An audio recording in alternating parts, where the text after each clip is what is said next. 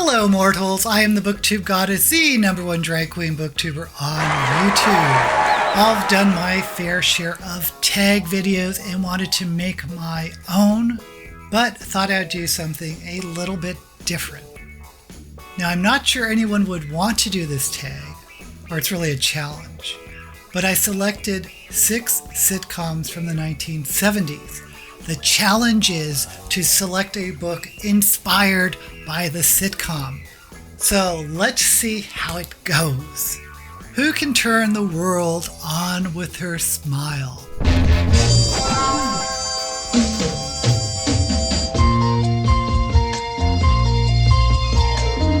Who can turn the world on with her smile?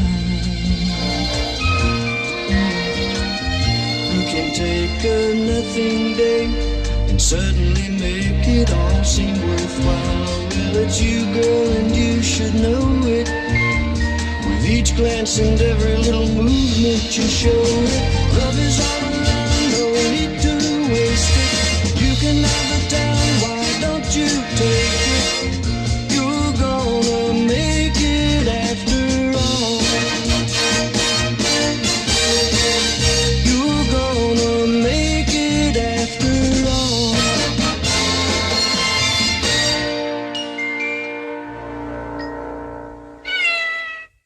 Oh, Mr. Grant! Yes, I'm talking about Mary Tyler Moore, which ran from 1970 to 1977. It was about a single career woman, Mary Richards, who worked as an associate producer on a local news station. This may sound like a simple little premise, but it was actually groundbreaking, having this single career woman as the main character in a sitcom, and it dealt with a lot of trailblazing topics like equal pay for women, like premarital sex, like homosexuality, and the show was funny. And of course, the relationship between Mary and her best friend Rhoda is the iconic female friendship. I'm the Mary and you're the Rhoda. That's ridiculous. You're the Rhoda. You're the Jewish one. Oh my God, I'm talking cuteness-wise, Romy, okay? And cuteness-wise, I'm the Mary. That's crazy. For my book recommendation, I'm going to choose The Forgotten Beasts of Elle by Patricia McKillip, which was my first book review on Booktube. It is about another single career woman, only her name is Sybil, and her occupation is a sorceress who is the caretaker to a menagerie of legendary creatures. This was the first novel to win the World Fantasy Award in 1975, and it is beautifully written. The next sitcom is one that was a must-watch in my household, and that was MASH, which is an acronym for Mobile Army Surgical Hospital.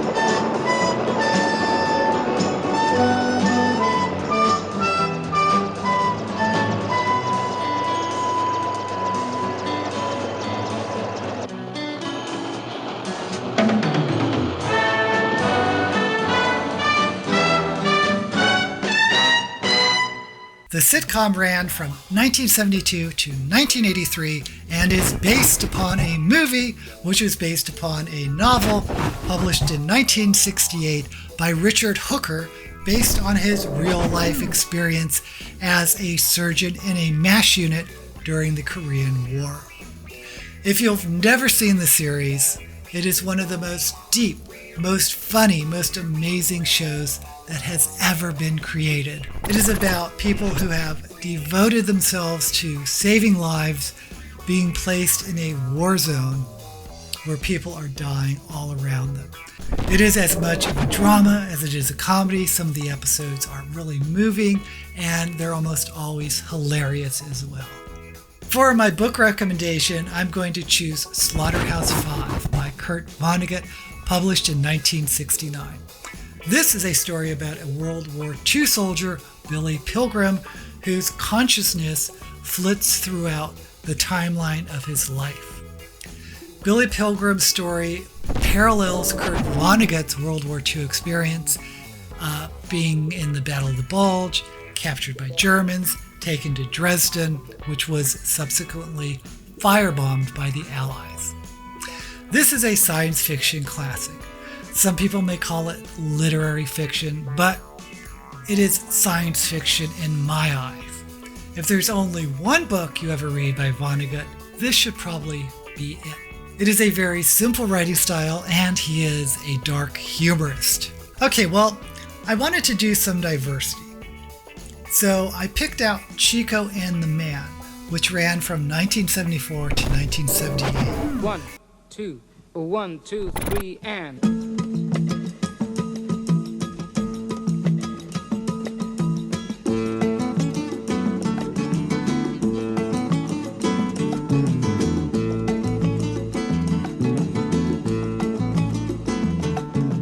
Chico, don't be discouraged.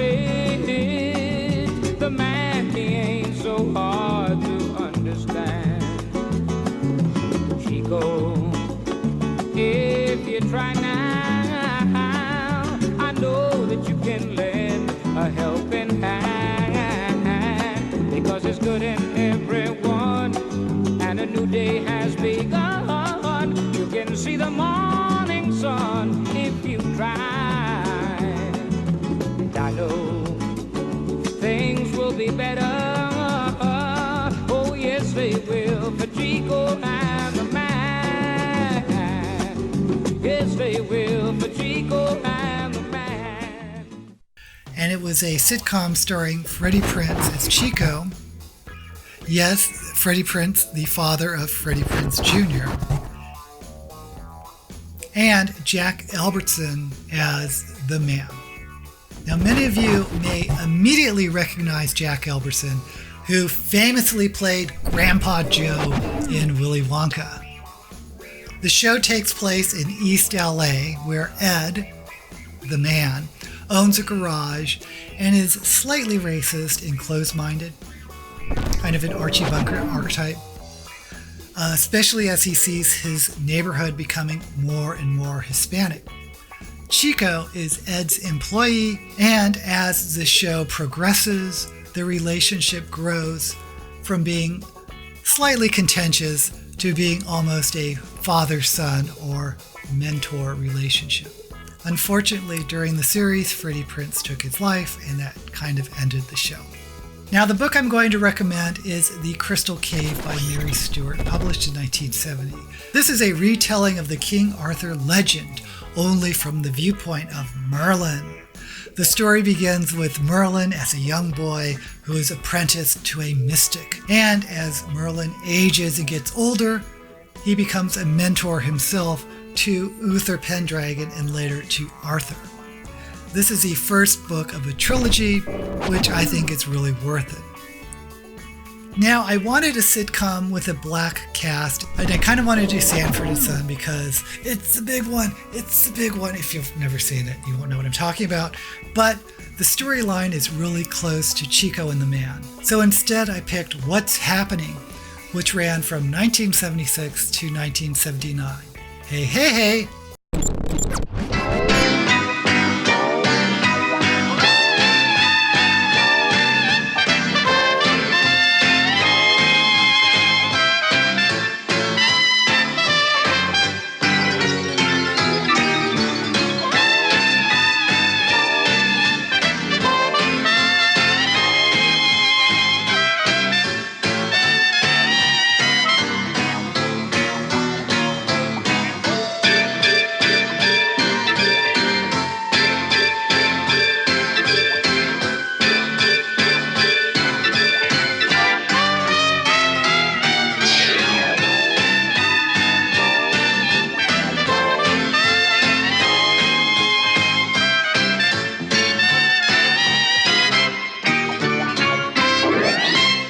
It's about three high school friends growing up in Watts. There's Raj, who's kind of the intellectual, who wants to be a writer. Then there's Rerun, who is a bumbling friend who gets all the laughs.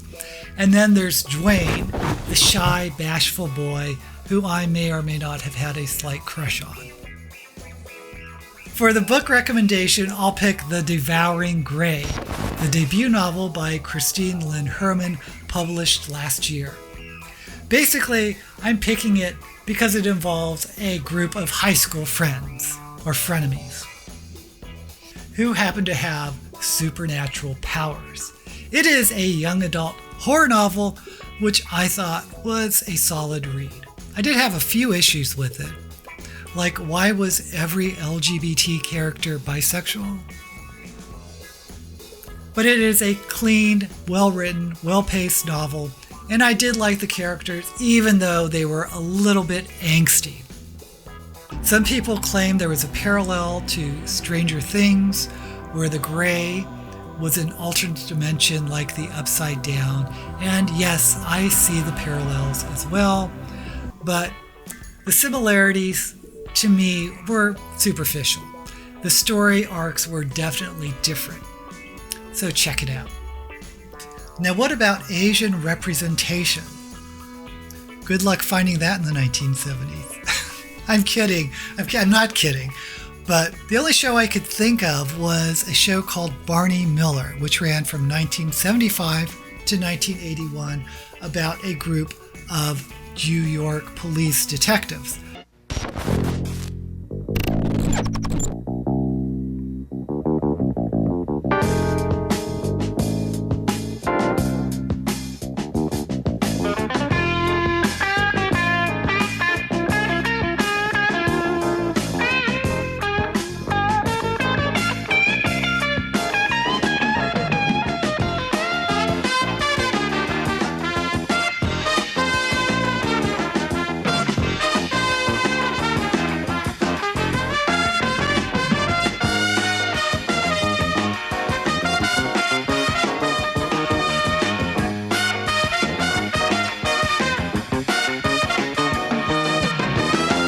Now, this was really an office comedy, as most of the scenes take place in the police station.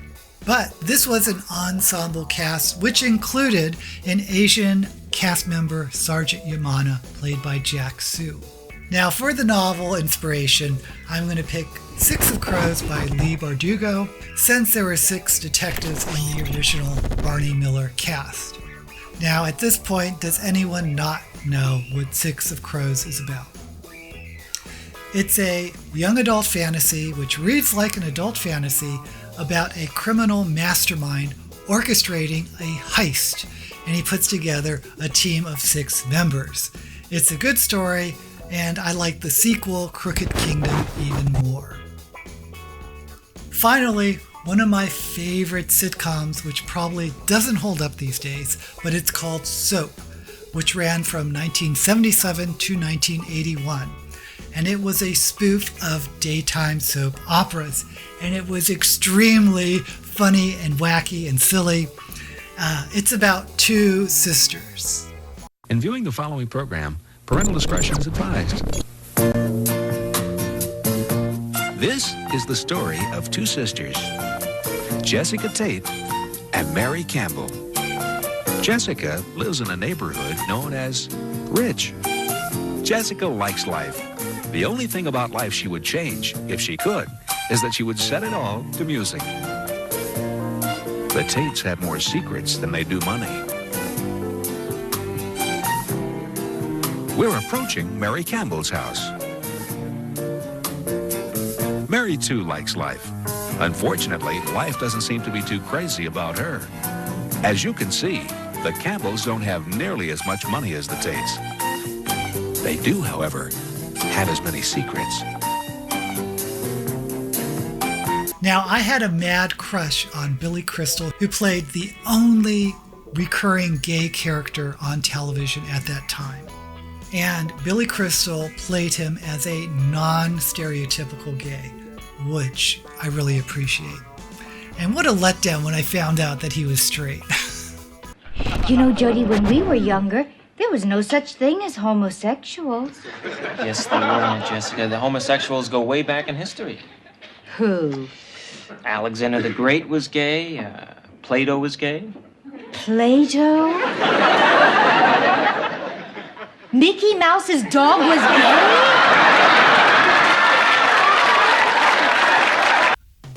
For my inspired book, I'll pick up Assassin's Apprentice by Robin Hobb because I don't want to ever get a chance not to recommend this series. It's the first book in her amazing Elderlings world. The story in this novel centers around a family that, like in Soap, is bifurcated. Only one side is the legitimate royal family, and the other side is the illegitimate side, which is relegated to behind the scenes, some of whom are trained as assassins. And that's really a horrible description of the book, but if you love high fantasy, believe me, you will not regret starting this book. So who should I tag? Let's tag Pints and Paperbacks. Let's tag Beautiful Bookworm, The Deanie, Connor Stampinato, A.G. McDonald, Savvy, Gavin Hetherington, Rachel Marie, Peter Mon, Maylis Reeds, Alex Black, Lovely Books, and anyone else who wants to do this tag. I'll have affiliate links below to the books I'll mention. If you want to support my channel, please subscribe and hit the notification bell and give this a thumbs up. Until we meet again, may all the books you read be blessed.